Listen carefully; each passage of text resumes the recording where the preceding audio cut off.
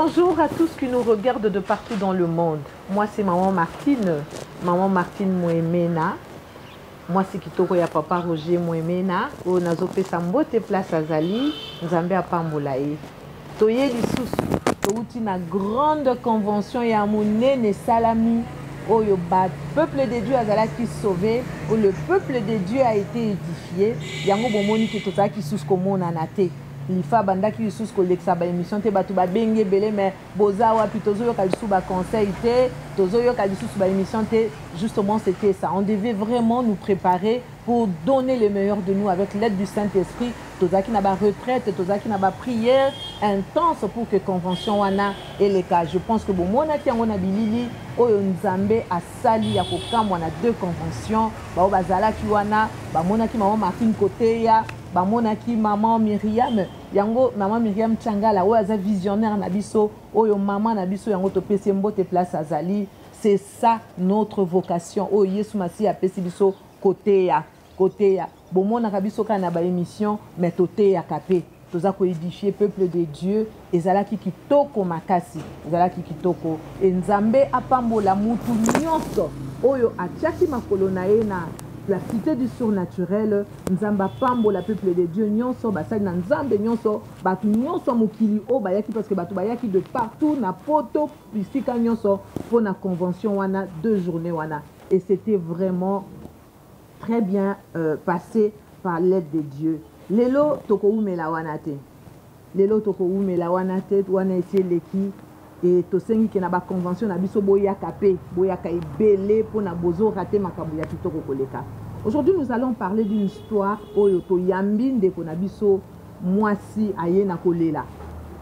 Ndeko na biso mwana na biso aye na pasi na kati na mutema aye koluka biso. Abengaki biso topesi adresse na biso tozali na Masikita numéro 2 na commune ya Ngaliema non loin ya EDAP soko kitika na station moko ezawana okomona biso tozali et toza kopesa ba conseil na ba marié toza kopesa conseil na ba oyo baza ko aspirer na mariage et tozali wana chaque mardi nous recevons, chaque vendredi nous sommes là de 16h à 19h bokokuta biso. Maman Myriam P. Azali, autaki mobembo mnene na poto, kaka dans la idée ya kosunga lifa, et azongi, yango to pesi mbote place Azali. Lors, maman wana, mwana na biso wana lobi boy, abala nina mobali libala kitoko, asepela ki na libala, apamboli pe mobali na ye. Mais maman wana lobi libala na ngai, na kota ki na kati na esengo.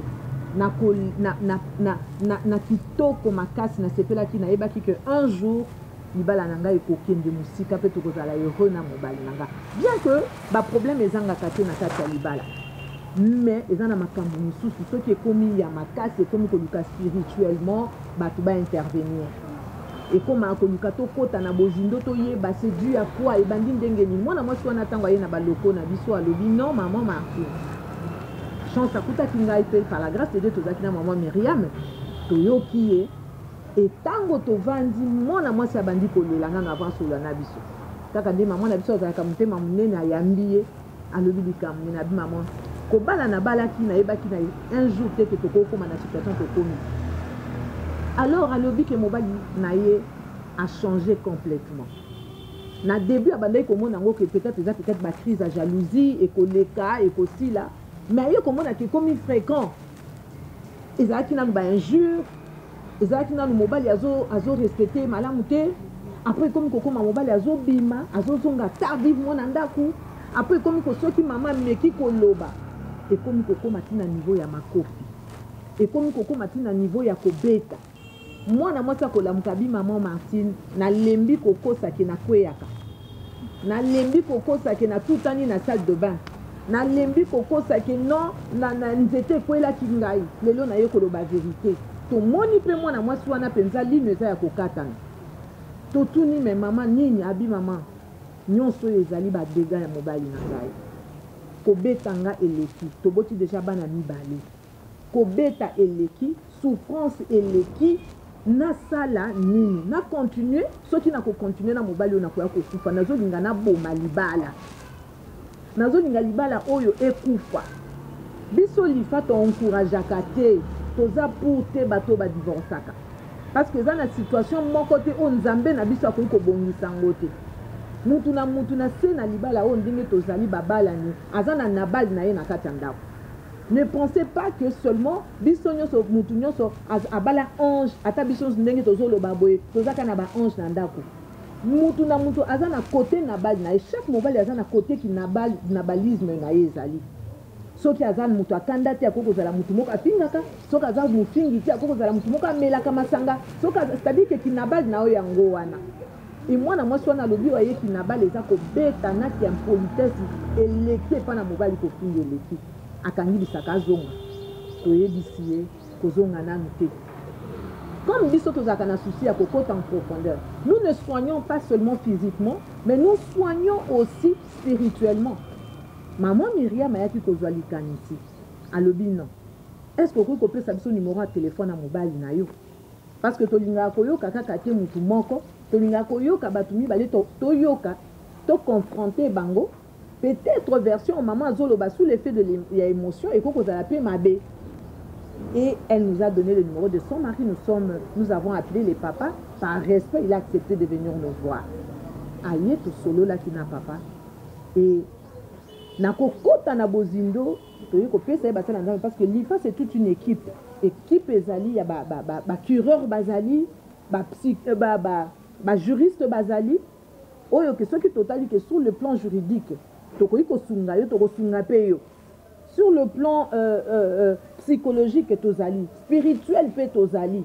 Nous avons toutes ces équipes là où to travaille ensemble. L'IFA c'est Eza munene. Quand vous allez venir, vous allez voir que Eza Makamboto, il y a blague de le rabinoté, Eza Makambo solo o evandi. Ce qui boye beaucoup, ta maman Martine a un bureau nae, na ba secrétaire nae, na bankamu nae. Maman maman Myriam pe azana o yaye bureau, azana ba o yaye, c'est-à-dire que nous travaillons département na département ezali. Et le coup là dit que maman na moi soit ne sala ki biso parce on a essayé, il y a mutu na département nae, amekana nous ko aider. Et en entrant en profondeur, n'a pas prière, papa n'a pas soyé ko kungwama. Papa n'a pas soyé ko kungwama lobi non. Maman Myriam na limina loba vérité. Likamuni et ça la katenga na beta moi sinanga ti le longa moko pe na comprendre na kangote. Nga inde mutu na bimaka, ngande mutu na tenda kalibanda, nga mwana mwasi oyo azana problème te. Mais attends na sali effort nyonso ya kozala malamu na mama oyo. Il faut que loko moko yelanga na mutu foka na inaye. C'est-à-dire que na mona ka mosi nanga mabe, na mona ka makambo nyonso asala ka mabe, makambo nyonso akoloba nanga likambo be mutalibanda lobi nanga na yoki me ye na oyoka ete. Alors esi nanga ka na sale mabe, na beta ye, na après na sima nango na koma ko regretter. Pona nini na sali boye, pona nini na sali boye, pona nini na sali boye. Ndeko na ngai papa wana zolo bazolela maya miso ezopita ye mobali nazolela binazoyeba te mama bana na ngai. C'est comme si après la prière au total na papa wana conscience ezongeli ye bon moto ezongeli ye nde papa ye koloba bitango nazalaki mwana moke papa na ngai abandai kobeta mama na ngai papa na ngai abandai ko nyokola mama na ngai c'est-à-dire que mama na ngai azalaki lokola eloko pona mama pona papa na ngai. Alors ngana loba ki boy ndape soki na koli na ko se venger na ko sala papa makambu nyonso papa na nga bandai ko sala mama ngana ko respecter moi cité ngana ko sala boyete c'est-à-dire que nyonso papa na nga bandai ko sala ngai na komi ko sala ngo sans le savoir na kima nango so ngana komi ko mituna mais ngana bandai ko lela pourquoi papa zo nyoko la maman mais si ko bana na nga pe ba komi ko lela ngo pona nini papa pourquoi tu fais souffrir maman. Alors ce sont les mêmes choses où moi j'ai déploré hier, ce sont les mêmes choses que je suis en train de répéter. Je me dis que le spirituel est même fort plus que même le physique. Na komi kokota en profondeur ya konyoko la mwasi nanga même devant les enfants. Naza na respect moko na yete, nazo sala exactement mon père il ne dormait pas à la maison. Papa nanga zo bima akendaka libanda. Basi makambu nyonso papa nanga bandai ko sala ngai na osala masanga na zo mela. Or, nazo yebateke, nazo répéter histoire ya papa nangai. Nazo répéter histoire ya papa nangai. Nazo kende nango tina suka jusqu'au point biso to bokola ma biso moko mama yaka kokima. Tout simplement à cause de la souffrance et les kaki. Alors tant on a eu comme on a témoin nanga tangi biloko, nde mayele komi kozongelanga muke na biambo mais biso tobokola mabino biso moko alors ngai pe na ngina bokola bana nga moko au contraire au lieu na pekisa mwasi na nga na encourager écoute ambika nga biloko na yo kende yango lelo na fungweli bino mukema na lingi na sala nini mama ndeko nanga koyoka mwana mobali koloba modèle ya makambo oyo efotisi biso lisusu makasi na losambo komona ke nana kokokota na kati ya motema ya mutu soki nzambe te. Il est celui qui sonde le cœur, il est celui qui sonde le rein. C'est-à-dire que notre Dieu connaît même les choses que tu as cachées, que même bah, des générations, t'osons répéter en gros, notre Dieu le sait. Regardez un peu, et si kanini, blocage de souffrance, il y a papa oyoyuti. Et to luka qui to sala ba prière, to bondela qui, to luki pe maman, to expliquer pe maman, et koko za pe na ba réclamation pe côté na yo, to mekai ko bongi sabatu ni bale wana pour que lelo bazonga. Mukolo mususu to ko présenter pe bino couple wana. Mukolo mususu to ko benga bango, ba ko témoigner oyo nzambe pe asali kati na bomo ina bango. Lelo oyo yo ozo koyoka ngai. Ozo vivre na likambo oyo. Yo mama, ozo répéter même histoire oyo papa maman abandai kosala papa na bino. Afanda kananda kute, impolitesse, ayo kakate, atembaka komela masanga libanda, mibali, mama kambu nyonso amabe mama na bino abandai kosala. Yo ozo yeba te. Omona neto za gagné. Omona nzoka spirituellement déjà oza réclamer. Poto kende ba histoire mibale te, to zonga na histoire na biso, papa oyo aleli pona nini. Lorsque tu as la Bible, tu as la Bible na Genèse. Genèse 27, 27. Au moment na histoire nini ndenge se répétaka. Au moment que Abraham avait béni Isaac. Et Abraham, après avoir béni Isaac, Isaac à son tour a béni ses enfants. Il a béni ses deux enfants. Et après cela, les deux enfants aussi ont béni. C'est-à-dire qu'ils ont se répété jusqu'à ce qu'il y a eu les 12 tribus de Juda, Oyo et Botamaki Nanzola et Jacob. Ndekonanga bénédiction, ezalaka contagieuse. Malédiction, ezali contagieuse. C'est-à-dire que ceux qui papa na yo, a lobela ki yo makambo malamu, oko continuer na makambo wana ti na ba génération na yo. Ce qui peut papa na yo local sala ki mabe oko continuer pe na mabe na yo wana ti na suka obanda oko soko luki yesu te ekozala pasi. Regardez l'histoire de ces papas à cause de la malédiction, à cause de la réclamation, parce qu'il a voulu répéter l'histoire de ses parents, l'histoire où papa na ya sala qui sont le savoir le lo bala ne comme okende ya ya eu grâce parce que ya kuta na basala nzamba malamu ba vidéo tolingi to lobani ona yo oyo zo yo kabisa. Nous sommes les modèles pour nos enfants. Émission na biso lelo, mais quand nous kota la vie na yo, mais quand nous ko étudier, es-tu les modèles pour tes enfants? Lelo yo beta ka mama liboso bana. Lelo yo papa bima kolala ka libanda, bana ba ulamuka na tongo ba omona papa na bangote. Les dimanches à table, au lieu de t'asseoir avec tes enfants, au bandi kotuna bana na yo, les devoirs étaient passés comment? Comment ça va à l'école? Rentrée scolaire yango oyo. Papa, est-ce qu'on m'a mis banana yo? Na premier jour il y a école, on s'est sacrifié. Ok, ça dit que na premier jour il y a école, tu prends tes enfants toi-même et à la bonne thèse, à la domesticité. Yomoko, ça a un impact spirituel. Ça dit que toi, le papa, tu prends tes deux enfants, tes trois enfants, qui na bango na école. Ça dit que spirituellement, au kabiba na wana na école, au kabiba na wana na molimo santo, au kabiba na wana na nzambe. Et le Seigneur sait que c'est ces parents-là qui ont emmené ses enfants. Tu as prié pour tes enfants avant de les emmener à l'école. Tu as eu à parler avec tes enfants. Et le matin, au tika bana na yo, na école, au lobby maloba, au pesi, ba conseil, et na souka nango, nzambe, azo sala makambo pona bana wana. Au comment on a réussi ta bana wana? Les parents, chaque dimanche, est-ce que tu as le temps de prendre tes enfants pour l'église? Tes enfants, quand ils vont grandir, ils vont répéter. Biso tozaki kotika la nanda kute. Papa bandai komema biso chaque jour l'église. Soko tikali nanda ku akobendo matoi. Est-ce que papa osala kango? Papa, est-ce que ozwaka maman?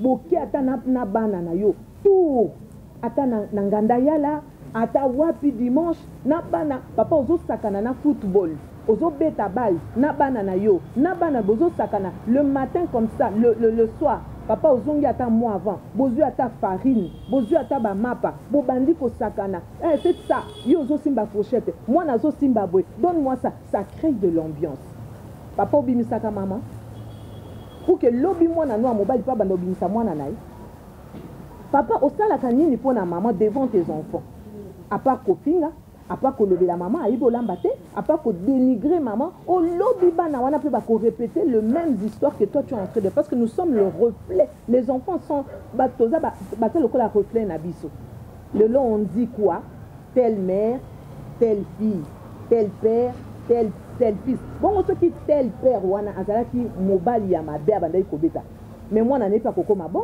ce qui tel mère wana azalaki impoli vis-à-vis ya mobali na ye moi n'ai pas telle fille akobanda ko répéter même histoire wana yango lelo toye koloba combien de fois so pesa maman cadeau devant bana combien de fois culture ya ba cadeau wana existe akalisu te osombi moi ba cadeau oyo pesi bana opesi maman papa bana wana tango bakokola bakobanda pe kosala bongo balobi na Noël papa na biso abandaki kozangisa cadeau te papa na biso abandaki jamais kobeta maman papa na biso abandaki on n'a jamais vu là où mon père et papa na ngana maman na nga bazo se disputer ces enfants vont perpétuer cela on ne donne pas seulement de l'argent aux enfants mais on est comme modèle pour ces enfants.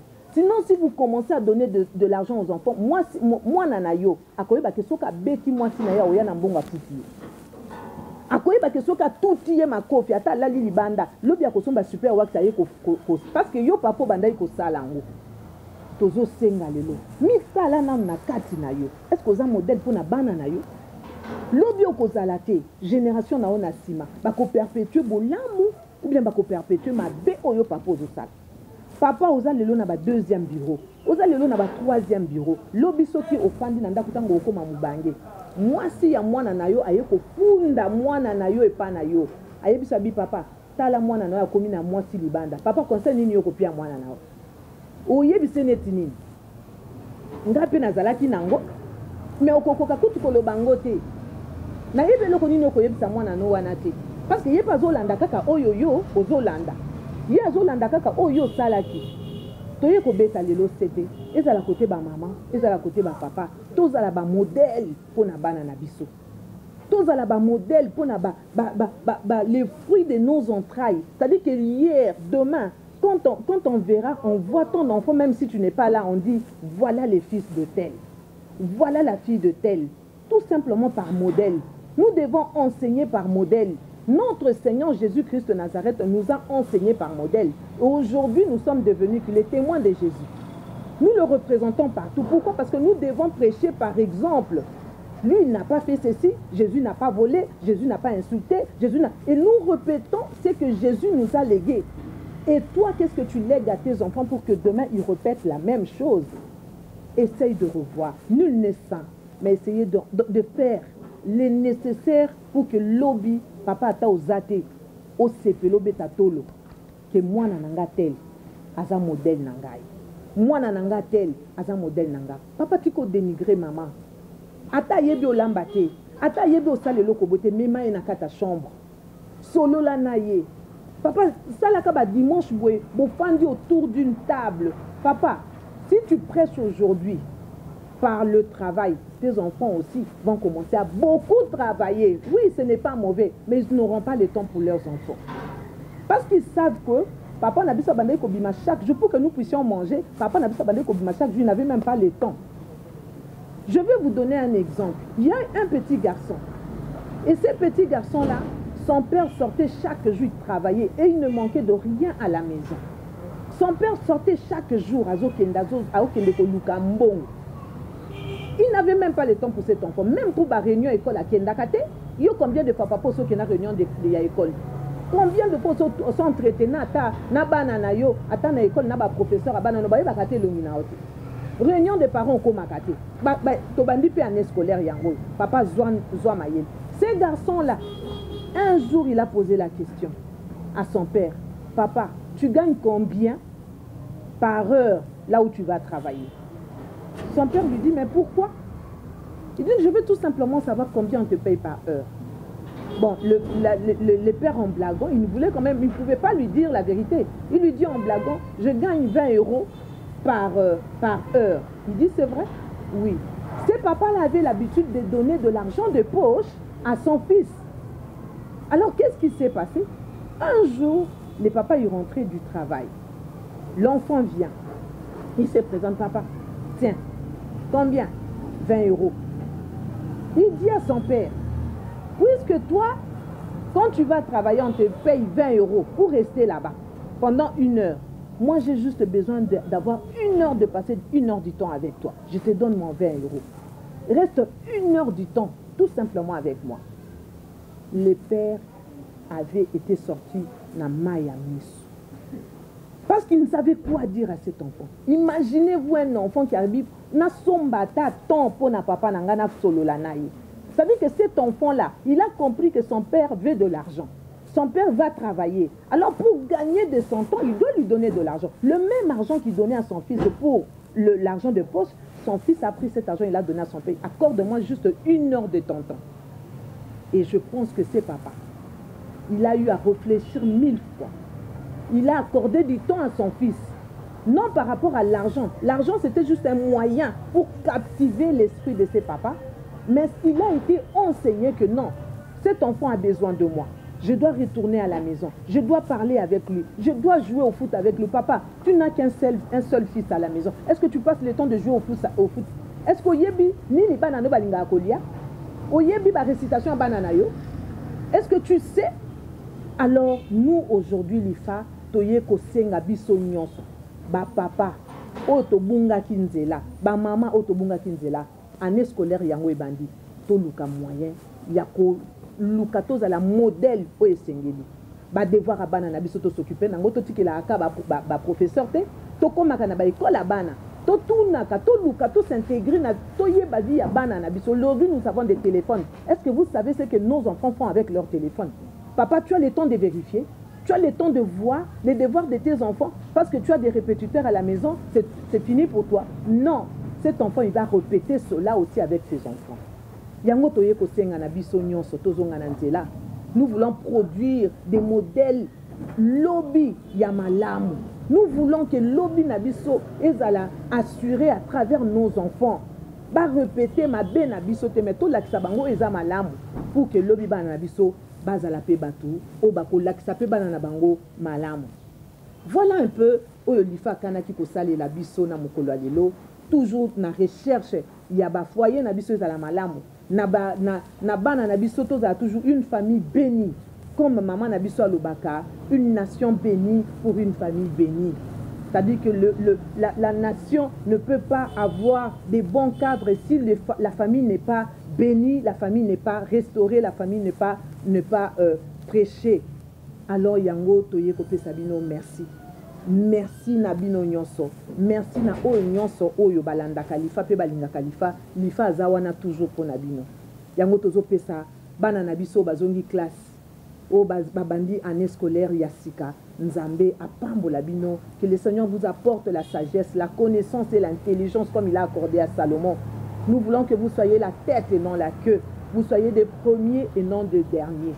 En tout cas, voilà un peu otokana viko solo na bino, toujours na bolingo nzambe, ce qui est soyez te tokokuta na lisusu pona ko solo la lisusu ma solo lisusu ya malamu. Voilà un peu. Merci à tout le monde. Et merci à notre maman Myriam Tchangala et à mon très cher époux Roger Marabou. Merci beaucoup.